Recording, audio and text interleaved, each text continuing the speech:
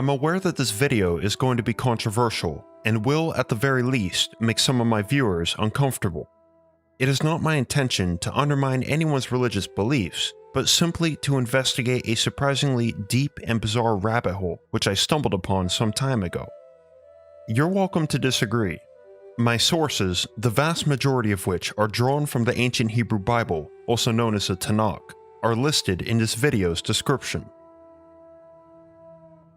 Alright, listen closely and try to guess what I'm describing. It has a long snout and smoke pours from its nostrils. It breathes fire. It has wings and can fly. It dwells inside of a mountain, hoarding its golden treasure. Lastly, it eats livestock, and yes, you heard this right, female virgins too.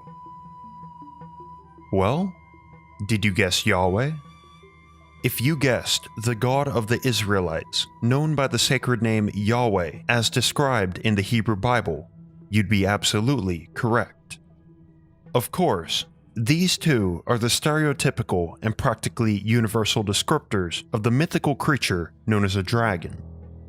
But perhaps this connection between the two should not be so surprising. Dragons have appeared in virtually every major culture across the world, and are so old that scholars genuinely have no idea when or where the dragon first originated. Perhaps most relevantly, dragons have a tendency to be worshipped as gods. Archaeological evidence strongly suggests that the ancient Chinese worshipped dragons, known as Long, as far back as 5,000 years BC. In Mesoamerica, carvings of Quetzalcoatl, the Aztec god of wind, air, and learning, actually predated the Aztecs by over 2,000 years. And for the Australian Aboriginals, one of the most isolated and ancient people on Earth, their creator god is known as the rainbow serpent, yet another variation of the dragon. In the pyramid texts, which are the oldest known corpus of ancient Egyptian religious writings, lies one of the first literary descriptions of this incredible creature. They describe a giant serpent deity known as Denwen, whose body was made of fire and whose flames were so powerful they ignited a massive blaze that nearly obliterated all the other gods of the Egyptian pantheon. This list can go on, but we're here today to focus on the god of the ancient Israelites, Yahweh. Yahweh is painted as a vengeful, divine warrior who more often than not violently annihilates his enemies. More than that, the Hebrew Bible uses a set of specific imageries repeatedly to describe his physical presence on earth, ultimately leaving us with an undeniable image of none other than an incredibly powerful dragon. I'm able to present scriptural evidence of each and every feature that I listed before during our guessing game, and more. And it's going to get very weird, especially if you are familiar with an Abrahamic religion, such as Judaism, Christianity, or Islam. We'll begin our journey with the snout or nostrils of Yahweh, a peculiar mystery which led me to stumble upon this rabbit hole in the first place.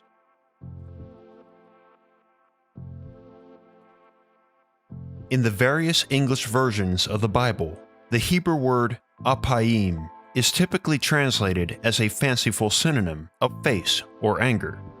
Modern scholars, however, deem this translation as inaccurate. Why? Because out of the 9 verses that describe Yahweh with this word, all of them specifically reference its elongation and length, which makes absolutely no sense when describing Yahweh's face or anger. These length references are completely omitted in most translations, likely because the translators found the descriptor to be nonsensical. But in the original Hebrew, they indeed remain. Moreover, there are other forms of this word with the same meaning identified throughout the Bible, many of which are used to further describe this feature of Yahweh. So, what does apayim actually mean? With overwhelming agreement from biblical scholars, the word literally translates to nostrils. This leaves us with the perplexing mystery as to why Yahweh's apparently long nostrils were so important that they were mentioned so many times throughout multiple generations of scripture. To explain, scholars assume that in ancient Israel, Yahweh may have been seen as a beast with lengthy, protruding nostrils. For example, an alligator, a bull, or, of course, a dragon. This list of potential candidates can quickly be narrowed down, though, by looking at a few key verses.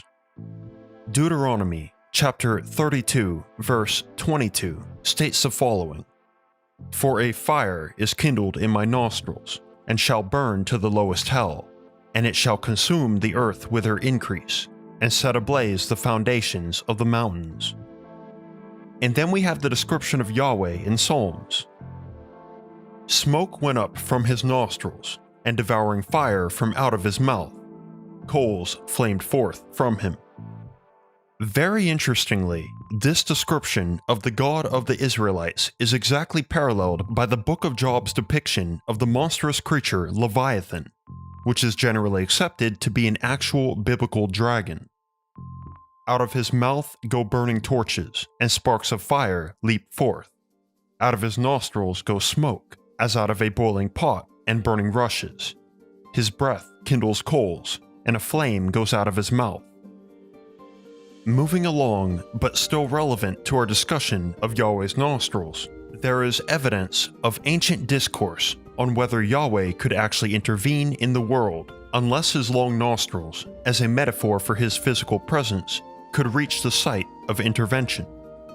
This directly challenges the idea of the omnipresence and omnipotence of the Israelite God, and implies that Yahweh may actually be a physical being with limitations.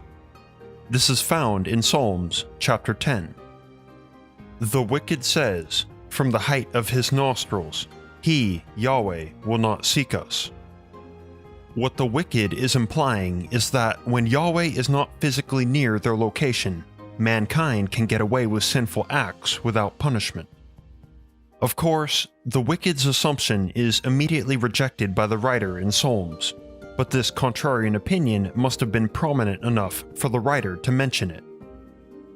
Before we proceed to the next argument, on the possibility of Yahweh's physical nature, might this be why he required a massive portable tent known as a tabernacle, as recorded in Exodus?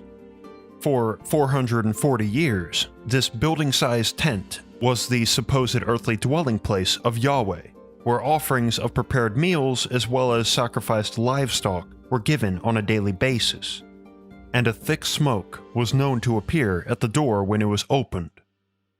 Of course, the true purpose of the tabernacle continues to be hotly debated and is beyond the scope of this video.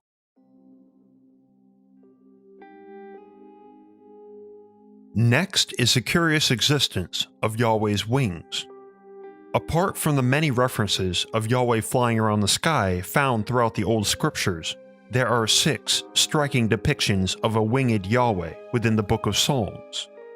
Each mention implies the protective nature of his massive wingspan, which quickly leads us to consider that the wings of Yahweh are metaphorical, portraying him as a mother bird, as opposed to being a literal physical feature. There are major problems with this theory, though. First, imagery and artistic depictions of a bird protecting its young are, as of today, unknown to exist in Syro-Palestinian art from the Iron Age up until the Persian period. The only similar images found were of vultures with outstretched wings, but never were they pictured protecting their young. A mother bird metaphor, therefore, is highly unlikely, as that idea and image simply wasn't part of the culture when Psalms was written. Also worth mentioning is that a mother bird metaphor would be a uniquely feminine image of Yahweh, which is practically unheard of in the Hebrew Bible, where he is otherwise described in hypermasculine terms, with the earth itself being his feminine complement.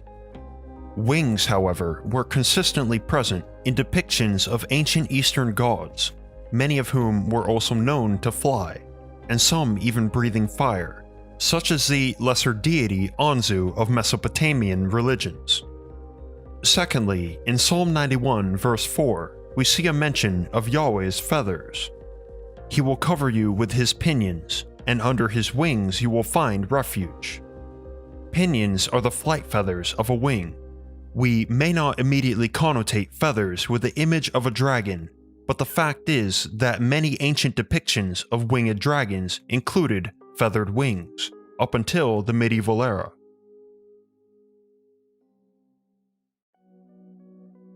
It is here where this rabbit hole really takes a questionable turn. In our investigation of the nostrils, I briefly mentioned Yahweh's massive tent, the tabernacle, where he received prepared food and sacrificed livestock on a daily basis.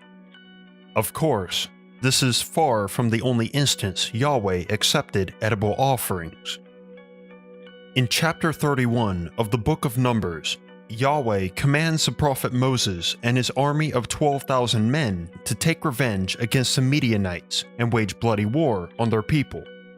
For readability's sake, we'll use the New Living Translation, but you'll find that, regardless of your version of the Bible, the explicit details of this passage are exactly the same. After murdering every Midianite man and their leaders, pillaging their city, and capturing all the women and children, Moses commands his troops to kill all the boys and all the women who have had intercourse with a man. It's passages like these that remind you how brutal the older scriptures really were. Moving on though, Moses and his men divide their plunder and give a portion of it to Yahweh, which includes 32 Midianite virgins who were never heard from again. I'm not kidding, you can read the verse yourself. It says, quote, "Half of the plunder was given to the fighting men.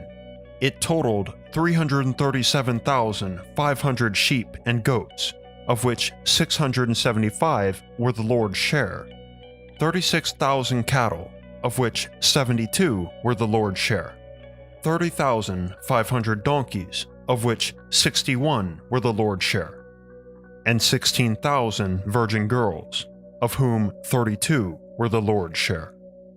It goes on though. Moses and Eleazar the priest received the gold from all the military commanders, all kinds of jewelry and crafted objects. In all, the gold that the generals and captains presented as a gift to the Lord weighed about 420 pounds. Okay, there's a lot of details here, so let's talk about the livestock first. The majority of dragons in folklore are carnivores, meaning they eat meat. That one's obvious. But realistically, what could Yahweh possibly want with 32 virgins and 420 pounds of gold? Well, it is an interesting revelation that for many of the cultures that worshipped dragons in the past, the preferred sacrificial offerings were indeed virgin girls. The Aztecs sacrificed a virgin girl to the feathered serpent god Quetzalcoatl twice a year in their 18-month calendar. In Japanese Shinto tradition, the 8-headed dragon Orochi demanded the sacrifice of the virgin daughters of 2 minor deities every 7 years. And perhaps you've heard of George and the Dragon. This classical folktale, which is confirmed to predate Christianity, tells of a dragon that demanded a sheep and a maiden, aka a female virgin, sacrifice every day. Why this idea is so prevalent and consistent across cultures and time remains unknown. However, in European folklore, the pure, untainted blood of virgins is sometimes implied to be equal in value to gold, and is often used in a manner of currency, for example, as a means of exchange with the dragon, or appeasement. Collecting and hoarding gold is, of course, a stereotype of dragons that remains portrayed in popular media to this day, though it is indeed ancient, as well as a consistent trait found across the world. For instance, the typical dragon in medieval Christian folklore guarded a mountainous cavern or castle filled to the brim with treasure. This same trope is also found thousands of years prior across the globe in the classical Chinese mythology of the Futsang, which translates to Hidden Treasure Dragon, a guardian of precious metals and jewels who dwells in volcanic mountains.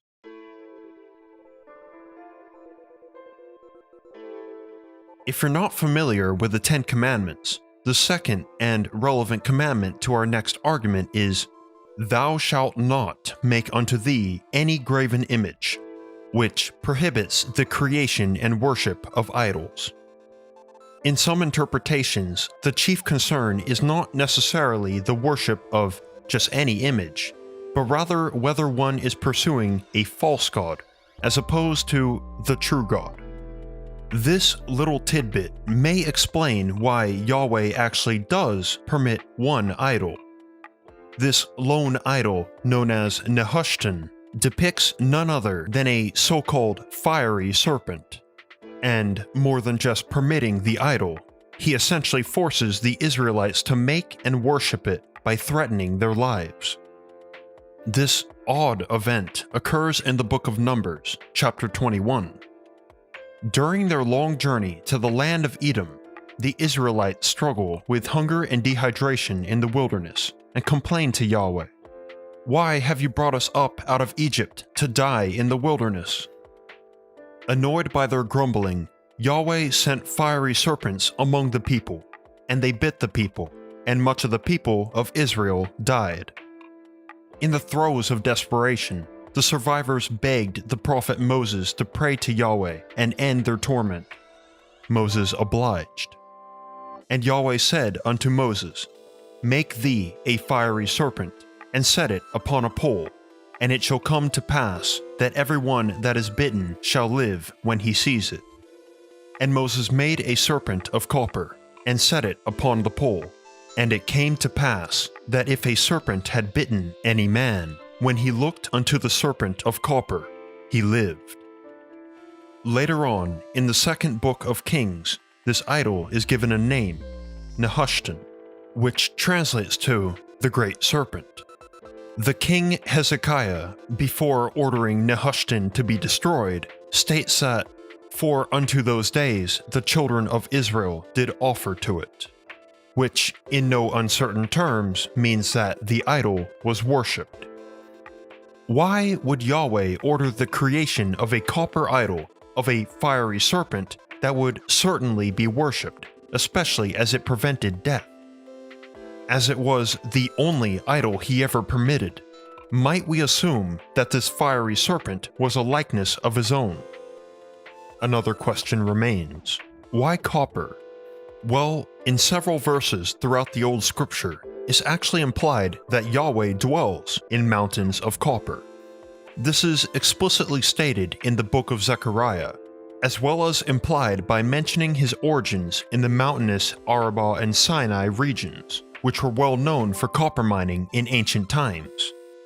Though it may seem like a tangent, I bring this up because I'm sure you know which mythical creature makes its home in the mountains and has a love for valuable metals. Copper, interestingly, is the very metal that allowed humans to progress from the Stone Age into the Bronze Age, around 10,000 years ago. The introduction of copper tools and technology changed the history of humans forever, most immediately in warfare. Coincidentally, multiple studies suggest that long before being worshipped by the Israelites, Yahweh was actually the Canaanite god of metallurgy. And what might be the ancient symbol of Canaanite smelters? A copper serpent mounted on a staff. But returning to that awful punishment in the wilderness, why did Yahweh specifically send fiery serpents? And just what made them so fiery? Note that the term used by Yahweh was actually the Hebrew word seraph, which means to burn. Yet in 5 of the 7 instances where it is used in the Hebrew Bible, it is a noun that inarguably refers to a serpent or snake. This is an example of ancient wordplay, and thus seraph is generally accepted to mean fiery serpent. But what about the 2 exceptions? We'll dive into this mystery next.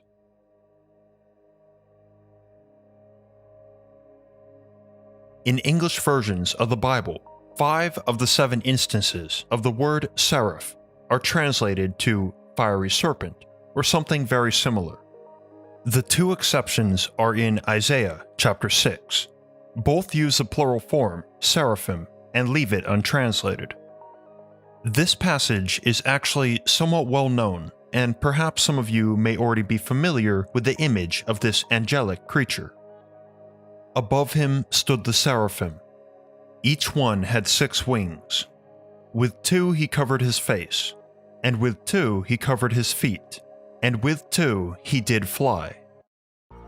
Because we can reliably substitute seraphim with fiery serpents, we can go on to make another connection.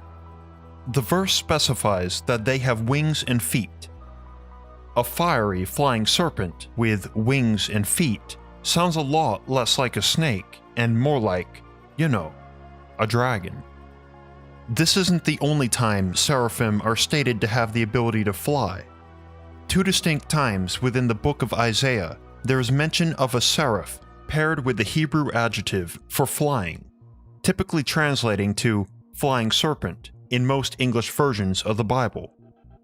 Written in the 8th century BC, the book of Isaiah may have been one of the earliest written records of these small draconic creatures in the Sinai and Arabian deserts, but it actually wasn't the only record of their existence.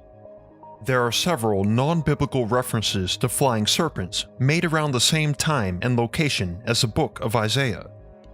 In the 7th century BC, the king of Assyria documented yellow flying serpents that threatened his troops in the desert during a war campaign against Egypt. And in the 5th century BC, the Greek historian Herodotus wrote about winged serpents that could fly and would frequently attack Egypt. Herodotus also noted that these winged serpents are nowhere to be seen except in Arabia. Both of these accounts are considered reliable and remain debated in the scholarly community as to what creatures these texts are actually describing, as, of course, it seems a bit fantastical. Egypt is actually an incredibly important connection, because it is believed that reference to seraphim might extend as far back as the 3rd millennium BC, in the form of the Egyptian pharaoh's uraeus, a symbol which conveyed the ruler's divine authority. Egyptian iconography has depicted 2- and 4-winged versions of the uraeus, and ancient amulets of multiple winged uraeus have been found as far away as Palestine. Yet another connection exists.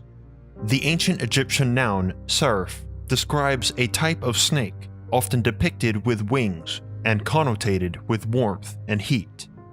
Indeed, this Egyptian term, seraph, is theorized to be the predecessor of the Hebrew word seraph, as they sound remarkably similar, and both describe the same fiery, flying serpentine creature, one which seemed to exist in the Sinai and Arabian deserts up until 2,000 years ago. Biblical scholars note that there is an essential relationship between Yahweh and the seraphim. The seraphim are considered by all Abrahamic religions to be high-ranking angels, or even the highest of all, as in Christian tradition. Moreover, seraphim are said to fly around the throne of Yahweh in intense worship, and act immediately and aggressively on his command. Flying seraphim in particular are involved in prophecies of his vengeance, and not long after commanding the Israelites never to worship false idols, Yahweh orders his followers to build and worship a likeness of a seraph, which is essentially a holy flying fiery reptile, made of the very copper that Yahweh himself is closely associated with. All this does paint an unexpected picture of Yahweh, the God of Israel, who may or may not be in command of an army of small dragons. Make of that what you will.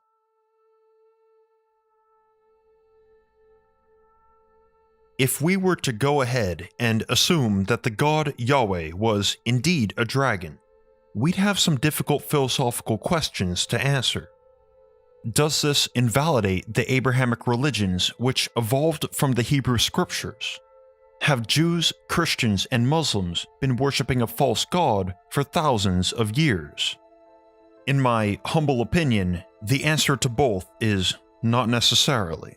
It would just require a significant amount of reinterpretation of the Hebrew scripture.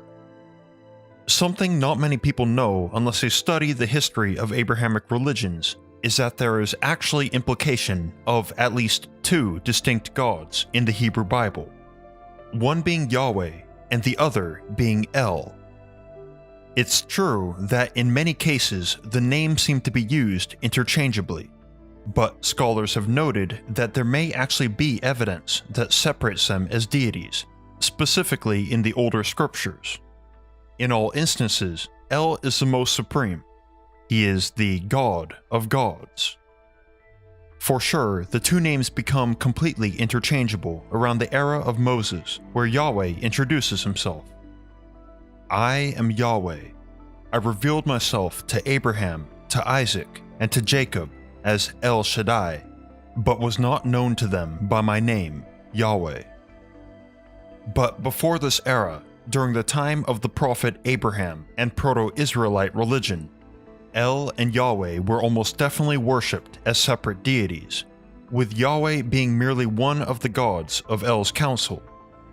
In Deuteronomy, we can actually find a rare example of this, a glimpse into that long-forgotten ancient belief. When the Most High, El, gave to the nations their inheritance, when he separated humanity, he fixed the boundaries of the peoples according to the number of divine beings. For Yahweh's portion is his people, Jacob and his allotted heritage. Note that this verse can widely vary in its many translations, especially due to its polytheistic implications. For example, the phrase, the number of divine beings, has been alternatively translated to the angels of God, the number in his heavenly court, as well as the number of El's children.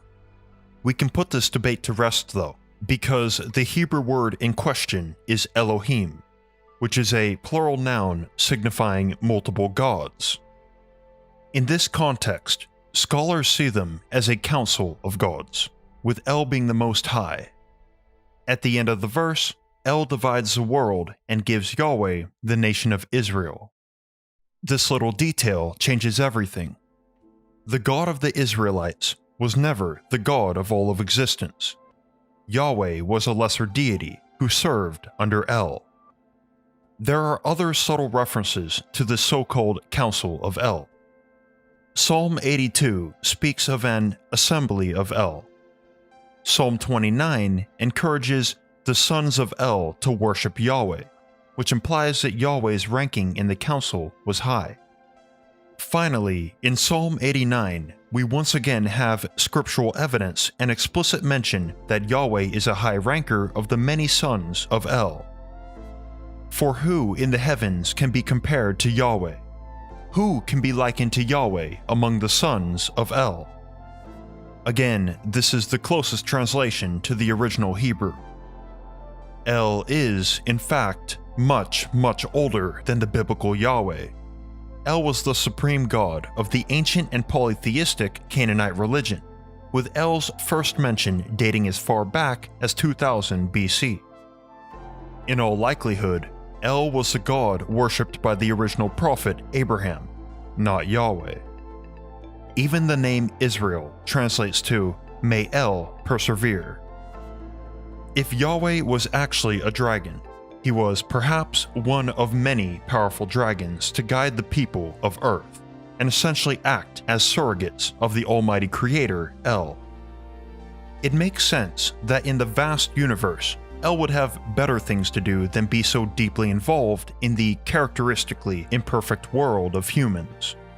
So he sent his servants to Earth to act in his name. This may be why Yahweh originated as an entirely different deity, only to become synonymous with the name El with the passing of time. Of course, now we're getting a bit fantastical, so why not explore some Apocrypha while we're at it? In the second book of Enoch, which holds 2,000-year-old apocalyptic visions originally written in ancient Greek, there is an account of a mysterious species of heavenly beings that is stated to exist alongside thousands of seraphim. These creatures are described by the writer as flying elements of the sun, with feet and tails in the form of a lion, and a crocodile's head. Their size is 900 measures. Their wings are like those of angels. Each has 12. So, my question is this. If these massive, flying reptilian creatures, who harness the power of the sun, have wings like angels, but aren't angels, what exactly are they? The name given to this heavenly beast is Chalkidri, which is a compound of the ancient Greek root words for serpent and copper. What do you think of the dragon theory? Could Yahweh have been a physical being that ruled over the Israelites for hundreds of years? Did El and Yahweh once coexist as separate deities? And what might be the implications if these theories were actually true? Let me know your thoughts in the comments below. I'm Mr. Mythos. Thank you for watching. I'd like to give a special shout out to my patrons for their support. Joshua Bowden, Regen Thoughts, EC Haver, Capricorn Studios, Big Dog, High Black Desert, Succubus GF, Late for Tea, Mad Mouse, Preston, Noah Lesham, and Problem Goblin.